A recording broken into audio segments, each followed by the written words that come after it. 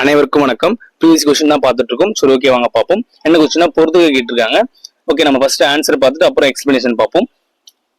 வாக்களிக்கும் வயது 21 18 குறைப்பு எந்த ஆண்டுன்னு கேட்டிருக்காங்க. 1988. இவிஎம் மிஷின், அதாவது மின்னணு வாக்குப்பதிவு இயந்திரம் தேர்தல் எப்போ பயன்படுத்தப்பட்டது? 1989. கட்சி தாவல் தடை சட்டம் 1985 தெரியும். வெளிநாடு வாழ் இந்தியர்கள் குடிமக்களுக்கு வாக்குரிமை வழங்கப்பட்டது எப்போனா 2010. ஆப்ஷன் பார்த்தீங்கன்னா ஏ தான் இதுக்கான கரெக்டான ஆன்சர். ஓகேங்களா, A is correct answer. So first A தான்.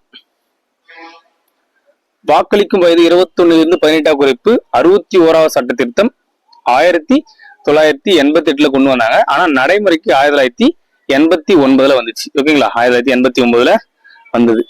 அடுத்து இவிஎம் மிஷின் தேர்தலை பயன்படுத்துறது ஒரு ஹிஸ்டரி இருக்கு. என்னன்னா 1982 கேரளா வடக்கு பரவூர் சட்டசபையில இவிஎம் மிஷின் பயன்படுத்தப்பட்டது.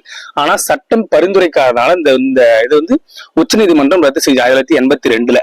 அடுத்து 1998 ராஜஸ்தான், மத்திய பிரதேசம், டெல்லி சட்டமன்ற தேர்தலில் சட்டப்பூர்வமா முதல் முறையாக பயன்படுத்தப்பட்டது 1998. அடுத்து 1999 பாத்தீங்கன்னா கோவாவில் சட்டமன்ற தேர்தல் முழுவதுமாக பயன்படுத்தப்பட்டது இவிஎம் மிஷின் 1999. அடுத்து 2004 பாராளுமன்ற தேர்தல் நாடு முழுவதும் இந்த இவிஎம் மிஷின் பயன்படுத்தப்பட்டதுன்னு சொல்லியிருக்காங்க. அடுத்து மூணாவது கட்சி தாவல் தடை சட்டம் 52வது சட்ட திருத்தம் 1985 கொண்டு 10வது அட்டவணையில புதிதாக சேர்க்கப்பட்டிருப்பாங்க, 10வது அட்டவணையில.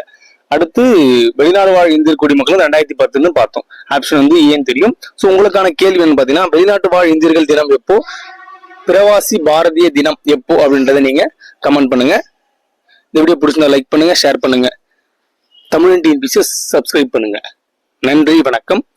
மீண்டும் சந்திப்போம்.